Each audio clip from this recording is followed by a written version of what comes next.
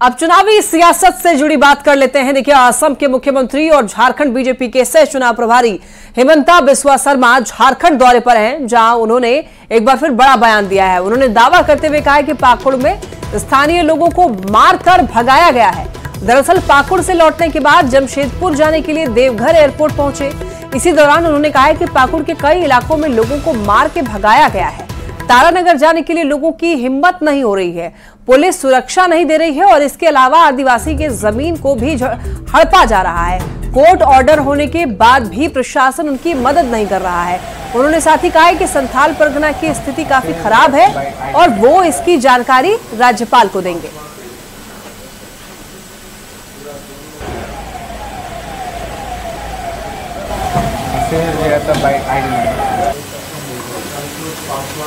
पाकुड़ में तो मैं आज जाके जो देखा हूँ, आज भी तारानगर का जो लोग हैं, सारे लोगों ने मार के भगाया। पाकुड़ टाउन में आज 16 दिन हो गया वो लोग बैठा हुआ है। तारानगर जाने के लिए उनका हिम्मत नहीं है, पुलिस सिक्योरिटी नहीं दे रहा है। गोपीनाथपुर में भी वही हालत है। झारखंड दौरे पर हेमंता बिस्वा शर्मा आज दौरे के दूसरे दिन जमशेदपुर जाएंगे। बिष्टुपुर के सर्किट हाउस में प्रेस कॉन्फ्रेंस करने वाले हैं। राज्य सरकार की खामियां लोगों तक पहुंचाएंगे। तुलसी भवन में बीजेपी की बैठक में भी शामिल होंगे। विधानसभा चुनाव को लेकर कार्यकर्ताओं को मंत्र देने वाले हैं और बीजेपी के सह चुनाव प्रभारी हेमंता बिस्वा शर्मा विधानसभा चुनाव को लेकर के उनका ये दौरा बेहद अहम है। कार्यकर्ताओं से लगातार वो मुलाकात कर रहे हैं। ज्यादा जानकारी देंगे संवाददाता आशीष तिवारी हमारे साथ जुड़ रहे हैं। आशीष, देखिए 2 दिवसीय हेमंत बिस्वा शर्मा जो है वो झारखंड दौरे पर हैं और आज जमशेदपुर जाने वाले हैं। क्या कुछ खास रहने वाला है? जी, आपको बता दूं कि जो चुनावी विधानसभा चुनाव आने वाला है उसको लेकर लगातार तमाम राजनीतिक पार्टियों के बड़े बड़े दिग्गज नेताओं का दौरा शुरू हो चुका है और इसी के बीच भारतीय जनता पार्टी के जो झारखंड प्रभारी है असम के मुख्यमंत्री हेमंत बिस्वा का 2 दिनों लगातार जो है झारखंड दौरा है। कल पाकुड़ और देवघर में उनका कई कार्यक्रम था और आज जमशेदपुर दौरा है। हालांकि जैसे ही जमशेदपुर पहुंचेंगे तो 11:30 बजे उनका सर्किट हाउस में एक प्रेस कॉन्फ्रेंस है। इस प्रेस कॉन्फ्रेंस में बताया जा रहा है कि झारखंड राज्य सरकार का जो खामियां हैं वो जनता के बीच रखेंगे। साथ ही साथ दूसरी तरफ 12:30 बजे से 2 बजे तक ये 2.5 घंटे का ये जो बैठक होगा, बीजेपी की बैठक तुलसी भवन में, उस बैठक में भी शामिल होंगे। और सबसे बड़ी बात यह है कि कोल्हान में 14 की 14 सीटें जो भारतीय जनता पार्टी हार गई थी 2019 में, उस 14 की 14 सीट पर एक बार जीत हासिल करने के लिए मूल मंत्र भी दिया जाएगा। हालांकि असम के मुख्यमंत्री के दौरे को लेकर भारतीय जनता पार्टी के कार्यकर्ता नेता साफ तौर पर उत्साह देखने को मिल रहा है और लगातार जो है बांग्लादेशी की घुसपैठ के मामले को लेकर वो लगातार सरकार पर हमला बोल रहे हैं और उसी के तहत तमाम सरकार की जो खामियां हैं वो कहीं ना कहीं लोगों तक, अपने कार्यकर्ताओं तक रखेंगे और उनका साफ तौर पर निर्देश रहेगा कि हर एक खामियों को जनता के घर घर पहुंचाएं और इस राज्य सरकार को उखाड़ फेंकने की जो ये रणनीति इन लोगों की तैयार होगी। आज एक बैठक एक अहम मानी जा रही है और जो तुलसी भवन में बैठक होगी। हालांकि 11:30 बजे उनका प्रेस कॉन्फ्रेंस है। प्रेस कॉन्फ्रेंस में वो राज्य सरकार पर भी हमला बोलेंगे और उसके बाद बैठक में अपने कार्यकर्ताओं नेताओं को मूल मंत्र देंगे। जो 2024 में होने वाले विधानसभा चुनाव है उसमें 14 की 14 सीट कोल्हान की कैसी जीती जाए उसको लेकर रणनीति तैयार होगी। जी ठीक है आशीष, बहुत धन्यवाद आपका इन तमाम जानकारियों के लिए। विधानसभा चुनाव को लेकर के महज कुछ ही महीने बचे हैं और ऐसे में योजनाओं पर भी बयानबाजी खूब हो रही है। दरअसल झारखंड की महिलाओं के लिए हाल ही में सरकार की ओर से एक नई योजना की शुरुआत की गई है जिसका नाम मैया सम्मान योजना है और इस योजना से राज्य की महिलाओं को सरकार हर महीने 1000 रुपए सहायता राशि के तौर पर देगी। 1 अगस्त से आंगनबाड़ी सेविका गांव-गांव घूमकर आवेदन फॉर्म भरवा रही हैं।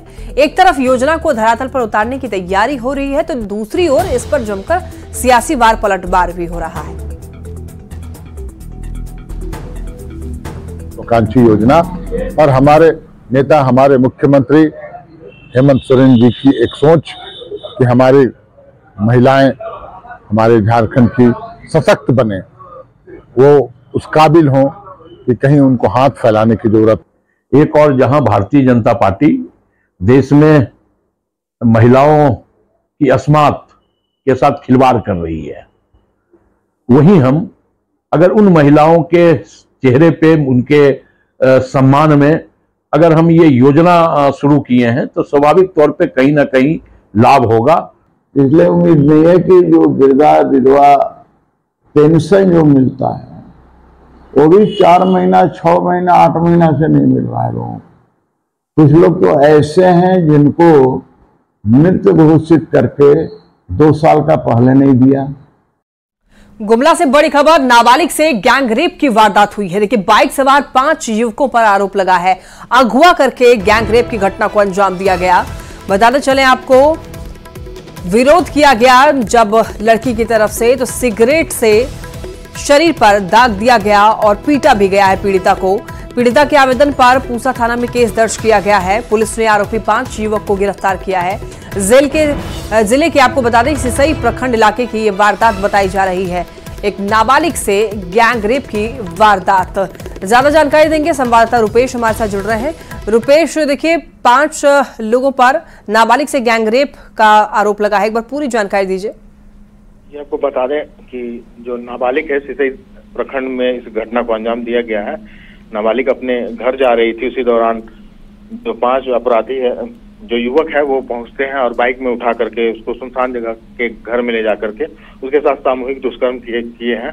और जब पीड़िता ने इसका विरोध किया तो उसके साथ मारपीट भी की गई और जलती हुई सिगरेट से उसके शरीर पर दागा गया है। जब उसके बाद पीड़िता को बेहोशी की हालत में जो अपराधी है उसके गाँव के समीप फेंक दिए और जब ग्रामीणों की नजर उस पर पड़ी तो फिर परिजनों की जानकारी हुई। फिर पीड़िता के होश आने के बाद परिजन उसे लेकर के थाना पहुंचे, उसके बाद मामला को दर्ज कराया गया। वहीं पुलिस ने त्वरित कार्रवाई करते हुए 5 अपराधियों को गिरफ्तार कर लिया है और जेल भेज दिया है। जी रुपेश, क्या मेडिकल टेस्ट कराया गया है लड़की का?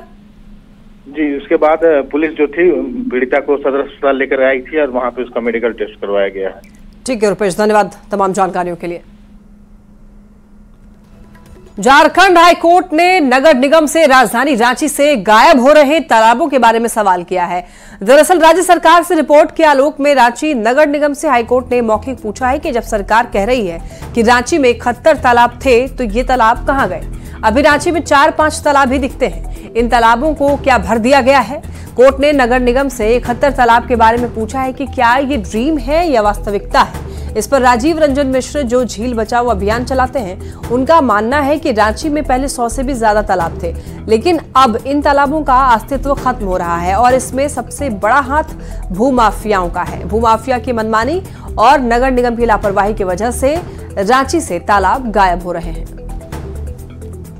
बहुत सारा तालाब जो था, जो यहाँ पर था, जो अचानक गायब हो गया है और वो लगभग 71 तालाब है।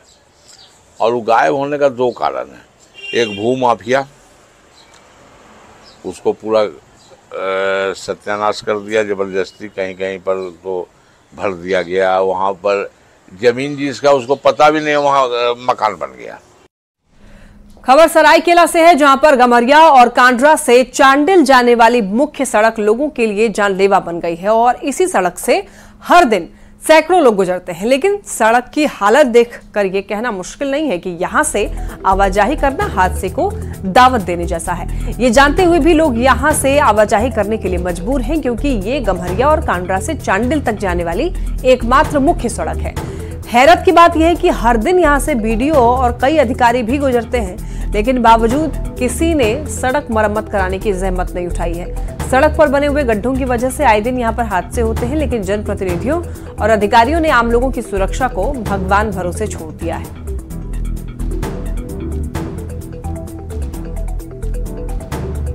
दुर्घटना होती है, होता ही है। फिर एक ठो हुआ था वहाँ, अगर जो बम्पर है वहीं पर एक ठो हुआ था।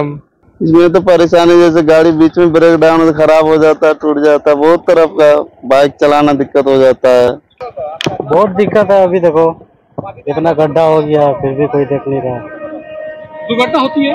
हाँ होती है, बहुत ज्यादा हो रहा है। देखिए बच्चा सब स्कूल जाता है, इधर पैदल चल के देखिए इसका रेलिंग जो है, रेलिंग का भी कुछ दिन में यहाँ का जो हम लोग का क्या बोलेंगे, जो ये है ग्राम विकास पदाधिकारी, वो भी तो इस रोड में जाते हैं आते हैं, फिर भी वीडियो साहब वो भी क्या उसको नजर नहीं पड़ता इसमें।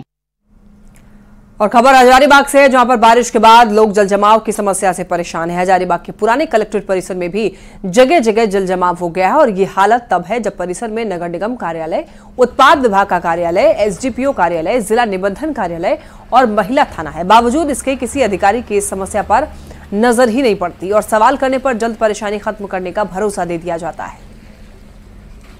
यहाँ पर जो जल जमाव देखा जा सकता है, यहाँ पर म्युनिसिपल कॉरपोरेशन का ऑफिस भी है, उत्पाद विभाग का भी कार्यालय है और यहाँ पर महिला थाना एवं वगैरह और कई अन्य कार्यालय यहाँ पर है।